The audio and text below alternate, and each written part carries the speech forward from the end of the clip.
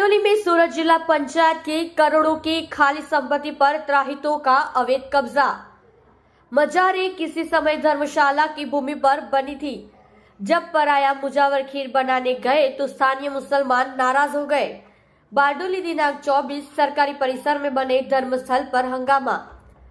बरसों पहले बारडोली में ग्राम पंचायत थी। उस समय सिटी सर्वे के 140 से 145 भूमि पर धर्मशाला भवन था। बरसों बाद यहाँ शिक्षा विभाग के अधिकारियों का कार्यालय भी स्थापित हो गया। ज्ञात जानकारी के अनुसार यहाँ डाक विभाग का एक कर्मचारी भी रहता था। समय बीतने के साथ साथ पुरानी शैली का निर्माण टूटता गया और सरकारी तंत्र की अनदेखी और असावधानी के कारण बीच की जमीन पर एक और दरगाह बन गई, मानो दूसरे समुदाय के लोग उस पर कब्जा करने की कोशिश कर रहे हो। वर्तमान में यह ज्ञात है कि इस पूरे स्थान का प्रशासन सूरत जिला पंचायत के हाथों में है, क्योंकि सूरत जिला पंचायत के सभी अधिकारियों द्वारा अब तक उपेक्षित एक बड़े क्षेत्र पर दरगाहें बनी गई है। इसलिए धर्मशाला के स्थान को लेकर स्थानीय हिंदू समाज में बहुत गुस्सा था। वहीं इस जमीन पर बनी 2 दरगाहों में उत्तर प्रदेश का एक प्रांतीय युवक लंबे समय से मुजावर की भूमिका निभा रहा था और दौरा धागे और ताबीज के नाम पर मुस्लिम समुदाय के लोगों को धोखा दे रहा था। इस मुद्दे पर कई बार स्थानीय मुसलमानों और मुजावर के बीच झड़प भी हुई।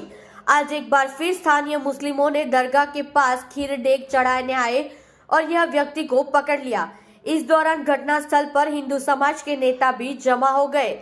आखिरकार जब मामला बारडोली पुलिस थाने पहुंचा तो पुलिस की मौजूदगी में मुजावर के पेश में आए व्यक्ति और स्थानीय मुसलमानों के बीच सुलह कराने की भूमिका निभाने वाले तथाकथित मुजावर ने माफीनामा लिखा। तथाकथित मुजावर को दरगाह न आने का माफी पत्र लिखवाया गया। સુરતી બારડોલીમાં નિવાસ સ્થાન છે અને બજરંગ દળનો દક્ષિણ ગુજરાતનો પ્રમુખ હતો। હાલમાં નિવૃત્ત છું, સામાજિક સેવાઓનું કામ કરું છું।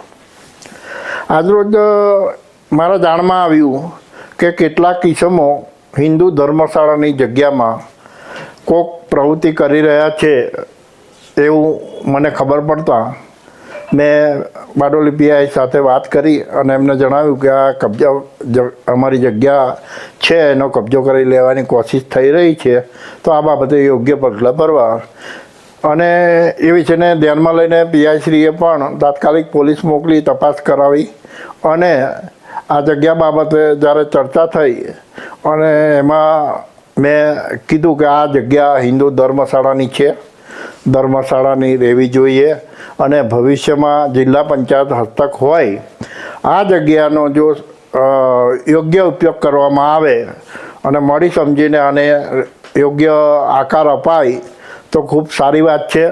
અને કેટલાક કિસ્સામાં જેઓ બારડોલીના નથી, બારડોલી બહારના હોય, બારડોલીમાં આવીને ગેરકાયદેસર રીતે આ હિન્દુ ધર્મશાળાની જગ્યાનો કબજો કરવાની જે કોશિશ થઈ રહી છે, જે ઈસમાને વારંવાર જણાવવા છતાં આ કામમાં અડચણરૂપ બની રહ્યો છે, એ બારડોલીમાં હિન્દુ મુસ્લિમ એકતામાં તરફ મારીને કે કોઈપણ રીતે વિવાદ ઊભો કરીને બારડોલીની શાંતિ દોડે ના, એ માટે એ ઈસમની તપાસ કરવામાં આવે। એ ઈસમ યુપીનો હોય એવું મને જાણવા મળેલ છે અને એ બાબતે તાત્કાલિક પોલીસ પગલાં લે અને જો એ ઈસમ બહારનો હોય, આ વિસ્તારનો ના હોય તો એને તાત્કાલિક રવાના કરવાની કોશિશ કરવામાં આવે, એ પ્રશંસનીય રહેશે। અને આ જગ્યા જિલ્લા પંચાયતે પણ હું આ અગાઉ સરકાર ગુજરાત સરકારને પણ અરજી કરેલી।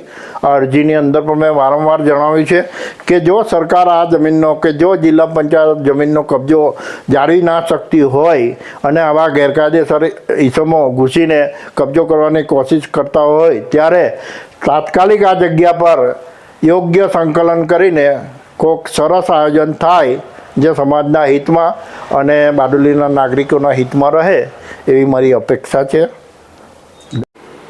આ ધર્મશાળાની જગ્યા ક્યાં આવી છે એનો માહિતી તમને કઈ રીતે અને ક્યાંથી મળી તેને વિગતવાર માહિતી આપો। હું છેલ્લા 1980થી બારડોલીમાં રહું છું અને મારા ધ્યાનમાં આ જગ્યા ઘણા વર્ષોથી હતી અને મેં એના તમામ રેકોર્ડ પણ મેળવવાની કોશિશ કરી અને બારડોલીની સિટી સર્વેમાંથી એના રેકોર્ડ મેળવતા આ જગ્યા આ નકશાના આધારે જેમ દેખાય છે તે પ્રમાણે આ જગ્યા હિન્દુ ધર્મશાળાની જગ્યા છે. સ્પષ્ટ ઉલ્લેખ છે ધર્મશાળાની જગ્યાનો. અને આ જગ્યા કાયદેસર જિલ્લા લોકલ બોર્ડ જે તે વખતે અમલમાં હતું એટલે એના હસ્તક આ જગ્યા રહેલી હતી. અત્યારે પણ જિલ્લા લોકલ બોર્ડ એનું ભાડું વસૂલ કરે છે અને એ જગ્યાની અંદર આ ધર્મશાળાની જગ્યા હોય. હું આનું રેકોર્ડ બધા જ મારી પાસે પુરાવા હાજર છે અને જ્યારે પણ મારી ચર્ચા થાય છે પત્રકારો જોડે, ઘણા મિત્રો જોડે, તો ત્યારે પણ હું એમને બતાવું છું કે આ પુરાવા છે, કાયદેસર હિન્દુ ધર્મશાળાની જગ્યા છે. અને વારંવાર હું ઈચ્છું છું તેમ આ જગ્યા તાત્કાલિક કબજો મેળવીને એના ઉપર યોગ્ય કોઈ નિર્ણય લેવાય અને એની અંદર ફર્સ્ટ ક્લાસ આયોજન થાય એવી ફરી મારી જિલ્લા પંચાયતને, હાલની નવી બોડીને પણ મારી વિનંતી છે કે તેઓ શ્રી આ બાબતે યોગ્ય તે પગલાં લે. મને ધ્યાન છે ત્યાં સુધી રાજાભાઈના વખતમાં પણ અહીંયા આ કોમર્શિયલ બિલ્ડિંગ બનાવીને એનું આયોજન કરવાનું નક્કી કરેલું. હાલની બોડી પણ કંઈક આયોજન કરી રહી છે એવું મારા જાણમાં છે અને એ બોડી પણ હિન્દુ ધર્મશાળાની જગ્યા છે એને પણ ધ્યાનમાં રાખીને બંને પક્ષોને સંતોષજનક એ મળે એવું કામ કરે એવી અપેક્ષા છે. આ બાબતે તમે સરકારમાં ક્યાં ક્યાં રજૂઆત કરી હતી? મેં માનનીય પંચાયત અને સહકારિતા મંત્રી માનનીય શ્રી ઈશ્વરભાઈ પરમાર સાહેબને પણ જણાવેલું. એમના તરફથી પણ મને ત્યાંની ઓફિસમાંથી બ્રાન્ચ અને પીઆઈ બારડોલીને મળવાનું જણાવેલું. હું એમને મળેલો પણ એમના તરફથી પણ કોઈ પ્રતિસાદ મળ્યો નહોતો. અને ખરેખર આ જગ્યાઓમાં કેવું થાય છે કે જ્યારે વિવાદ ઊભો થાય ને કોઈ ધમાલ થાય અને કોઈ વાતાવરણ બગડે ત્યારે જ સરકાર પણ ધ્યાન આપતી હોય છે. આ પ્રશ્ન મારો વર્ષો જૂનો હતો અને તેની અંદર હજુ સુધી મને અથવા બારડોલીના લોકોને સંતોષ થાય એવા કોઈ પગલાં લેવાયા નથી.